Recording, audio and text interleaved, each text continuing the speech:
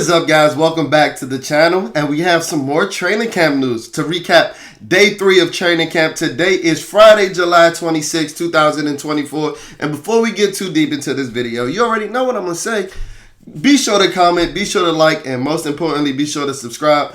On the road to 2,000 subscribers, and I can't do it without you guys. So go ahead and hit that subscribe button, because football season is here, and you see we pushing out daily content. So you're going to want to make sure that you don't miss out on this, excuse me. And without further ado, let's check in on what came out of Ashburn today. Some news, some notes, and some highlights that came out of Ashburn today. So my man Scott Abraham, I think this is the new trend that we're tracking who carries the basketball when they're walking out of the facility between Jayden Daniels and Sam Hartman. So today was Jayden's turn. As you guys can remember, yesterday was Sam's turn. And then, of course, Dan Quinn opened with his pre-practice press conference where he promised to do some more red zone work with a promise twist, as my man Ben Standing said. And I think John Kine went into more detail here, saying that there was going to be a competition between the offense and the defense, and they'll also work on some game and clock management situations. So basically what they said that they were working on the last couple of days, some real-life game scenarios, some red zone situations. And as I've mentioned before, I love that because it forces Jayden Daniels to be a better processor and a faster processor, especially pre-snap. In the presser, Dan Quinn said Jayden Daniels is doing outstanding, but Washington is not going to change their plan for the rookie QB.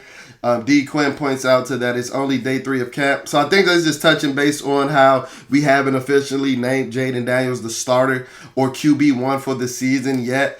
And I think it's just simply going through the protocol and the hierarchy of, how the quarterback position in the locker room is in the NFL. I just think that you don't want to give off the optics of you giving a guy something, no matter how good he was before he got into the league. You want to give off that optic that he earned it and grinded for his opportunities in the league as well. So not too concerned with that quote. John Kine on Jayden Daniels. He's off to a really good start. Dan Quinn on the kicker position. Preseason games will be really important, seeing guys make field goals, but also the new kickoff rules. Ahmed is here and on the roster, but don't be surprised if more competition is coming. So we finally got some kicker news, and we haven't really heard from the kickers all year, to be quite frank. And we only have one on the roster, or since the Brian McManus news. We heard all about Brandon McManus, excuse me. But we do see that we have Savon Ahmed, I think that's his name, that is on the roster right now. And he's the only one, so there's not much competition. But I am interested to see how these new kickoff rules do affect special teams. And I think it might affect some other positions on the roster. Do you need a special team ace like Jeremy Reeves, or do you think that there's a guy that's going to contribute on downs 1 through 3 that can come do what Jeremy Reeves was giving you in the old special teams facet of the game? So it's interesting to see how the new kickoff rules impact roster construction, and simply just how it impacts a typical game, like gameplay in an NFL game. Dan Quinn on Marcus Mariota, he has a presence about him. Teammates are drawn to him. The quarterback room has the makings of something special and unique. I think you saw a little bit of that when you saw that he was able to get all those guys, Jayden included, out to Oregon to work out in the summer. I think it was everybody except Terry McLaurin. So you saw that guys were gravitating to him. And it's a stark contrast from the perception that we got after watching him on the quarterback documentary from Netflix last year, where he left the team when he got benched. So hearing that it's good vibes in the quarterback room, it's just positive to hear, because it leads you to believe that you're not going to deal with any BS come the season. And it leads you to believe that Marcus Mariota is finally adjusting to his role as quarterback mentor and not somebody that is expected to lead a franchise to the promised land anymore. Dan Quinn, some of the best moments in life come when you have something to prove, and we got a lot to prove. Absolutely. I agree 100%.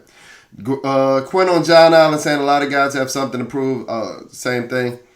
So I guess that was a quote from John Allen that came out of the presser yesterday. And Quinn just touched bases on it. And I agree.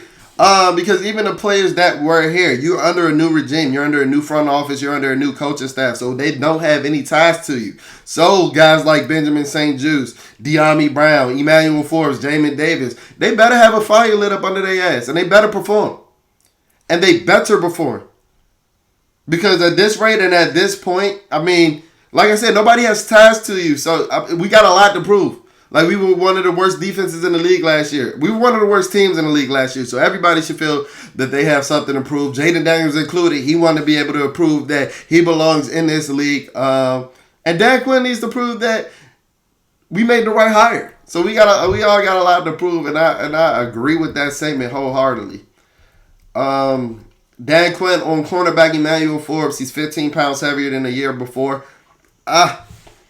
Don't know how I necessarily feel about that because I don't want it to take away from some of the speed. That was one thing that I think that Emanuel Forbes did have last year that was NFL quality, was he could run with guys. You weren't seeing him get beat deep a lot. When he would get beat deep, it was mostly to contested catches where he was just out physical. So hearing him gain 15 pounds, I don't know if that's an amazing sight or an amazing thing to hear. It will help him with his lack of physicality. I know one of my biggest frustrations with Emanuel Forbes last year was that he just didn't want to stick his nose in there and tackle, let alone him getting bullied at the catch point and things like that. So that will help him in those aspects of the game. I just hope that he doesn't lose a step as far as speed, because speed is the number one. Like, having speed, I don't think there's a more important quality outside of maybe length and but recovery speed is tied into that as well. So I don't think there's a more important quality to have this speed playing the cornerback position. So I don't want to see him get too much slower, adding on all this weight. But if he is more physical in the run game, if he is more physical at the catch point, that is a positive. John Keim touched on this, and I did see other beat reporters touch on this after our video yesterday and after practice yesterday. He said, regardless of how much Forbes now weighs, he looked more aggressive in coverage Thursday versus Terry McLaurin. As I mentioned yesterday, we're going to take this with a grain of salt because last year he had a pretty good camp against Terry McLaurin as well. And I don't know if that should allow me to shape my perception of Terry McLaurin or shape my perception of Emanuel Forbes. Because we saw the seasons that both of those have. Terry not necessarily having a season that he would have hoped for, and Emanuel Forbes having a disastrous rookie season. So I don't know if that's just two guys that one is better than we thought and one isn't as good as we thought. So I'm going to take that with a grain of salt, but it is positive to hear. Like I said, we did hear it in 2023, though.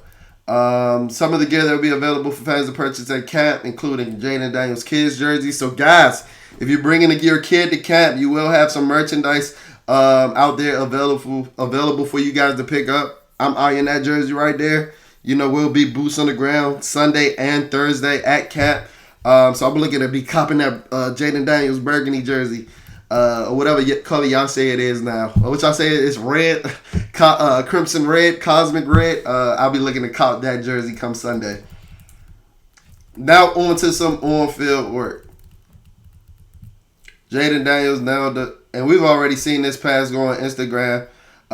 Seems like Jayden is just a king at this game. Just the fire in the net, target practice game. He nailed it on the first one. I think he was the only one that nailed it in this drill. He yelled for the camera staff to make sure they got that for Instagram, and we've already seen it on Instagram. So you know that he's got that. We got some safeties going through some bag work drills in Jeremy Chin and do they got the same name? Jeremy Chin and Jeremy Reeves, the Jeremy boys. I just realized that they got the same name. So you see them going through some bag work. Scramble drills from Jayden Daniels.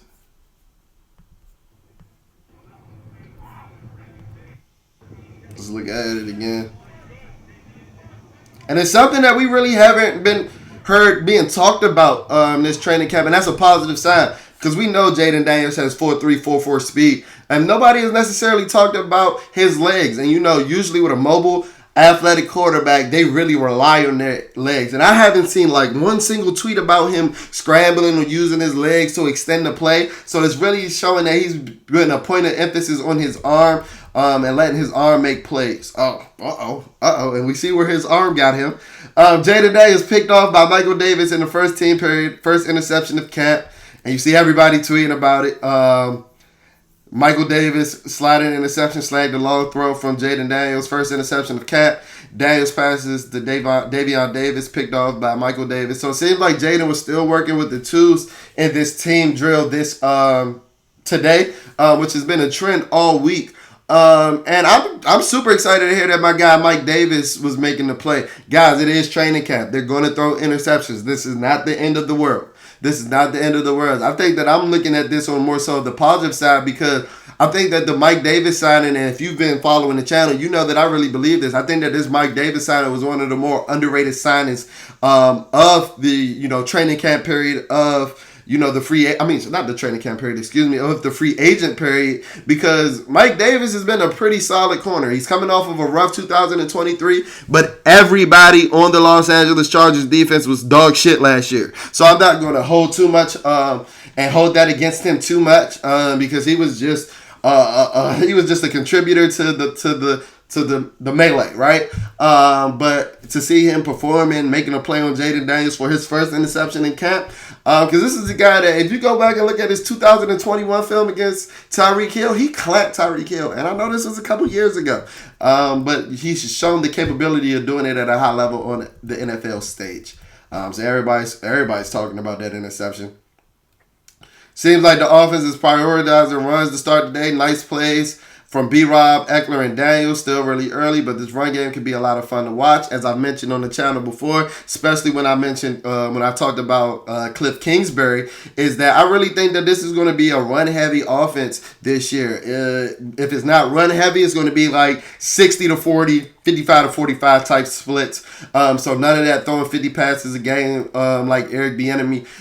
Because if you saw later in his tenure as the Arizona Cardinals head coach, Cliff Kingsbury started to run the ball a lot. Think about the season that James Conner had in 2021. And I think with Jayden Daniels and his mobility, with two dynamic running backs like Austin Eckler and B-Rob, you will be a fool not to feature the run game. And it seems like Cliff is agreeing with me. And I'm wondering if this was a scramble drill, because it seems like this might have been a design run for Jayden Daniels, and that's something that we haven't heard from camp, coming out of camp all year. So are we finally starting to get freaky with JD 5 legs? Are we finally starting to open up the playbook, Cliff? It seems like we might be. Rookies, cornerback Chigozie Anusium and Tyler Owens are not practicing today. That could be major, because I did have Chigozie Anusium making the final 53-man roster, so I'm interested to see what news comes out of that. We have video of Lance Newmark, our assistant GM, and our GM, Adam Peters, watching practice.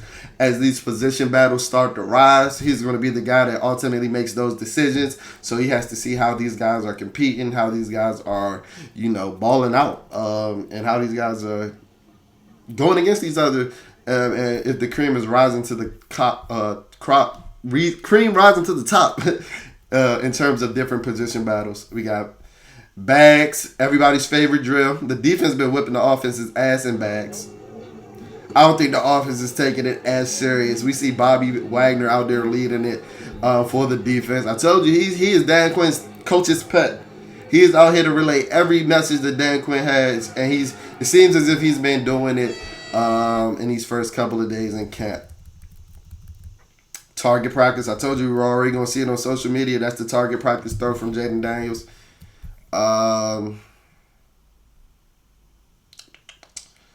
The Commanders' offensive line going at it. That's Ricky Stromberg, and who else is that? Oh, this is a pretty long video. We're not going to watch it. It's the whole thing. It's a 2-minute video, but you can see some guys getting to it. Ricky Stromberg, and I'm not sure who that is. It might look like it might be Tyler Biotish. Some other offensive lineman, Sam Cosme, is just mauling somebody. What the fuck?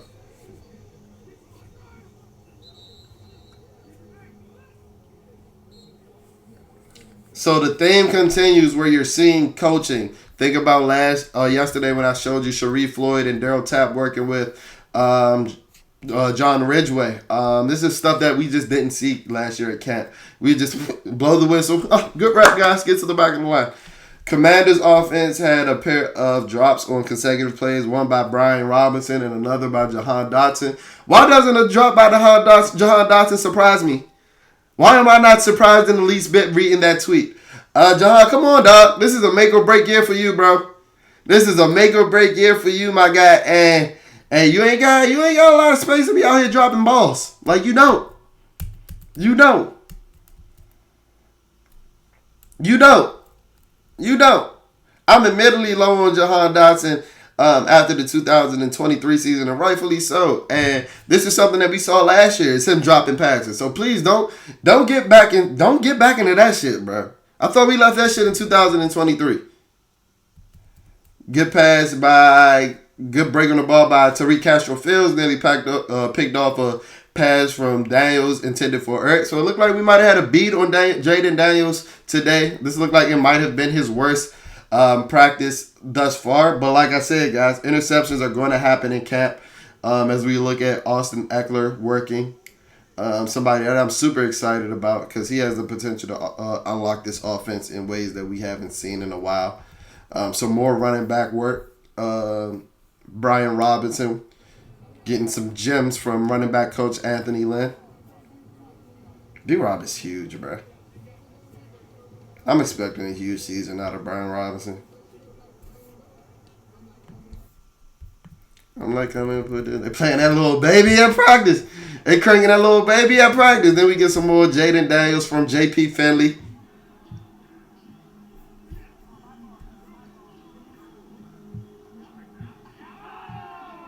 Dot.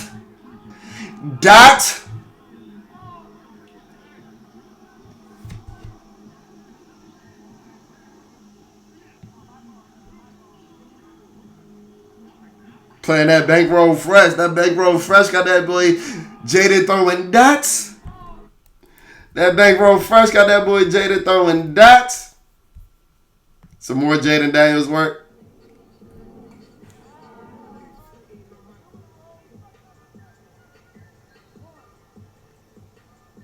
Two back-to-back dots. So it seems like the accuracy is there, guys. Like the accuracy is there. I know it's practice. And we see my man Jayden feeling himself. Despite throwing an interception and a near interception. And I love to see this because we see that this isn't, he's not going to let negative play. And he knows that the magnitude of the moment isn't serious. He knows that this is training camp. A couple of interceptions ain't going to hurt nobody. Because I'm telling you, if this was 2022 and this is Carson Wentz, he would have been out there moping with his head down, damn near about to cry. But my man Jayden Daniels, after throwing a couple near picks out there, busting out the dance moves. I don't know what the hell that was. I don't know. Oh, it's gritty. That's his gritty. Let me see your gritty, JD. Let me see your gritty, JD. You can take the boy out of Louisiana, but you can't take the Louisiana out the boy. Come on, JD. I see you, cuz. Hopefully we see that in end zones in Commanders Field this fall. Johnny Newton individual work.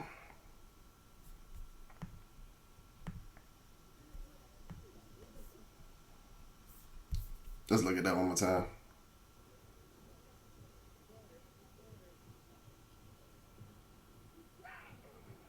So he is explosive, working with pain. You do see the explosion. This is a guy that just had a Jones fracture injury a couple weeks ago. So we see it. Olamide Zaccheaus had a heck of a catch along the right sidelines with a defender hanging off of him. Good throw by Sam Hartman. Look at the coaching. John Allen and Darryl Tapp. Look at the coaching. You weren't seeing this last year. Look at the coaching.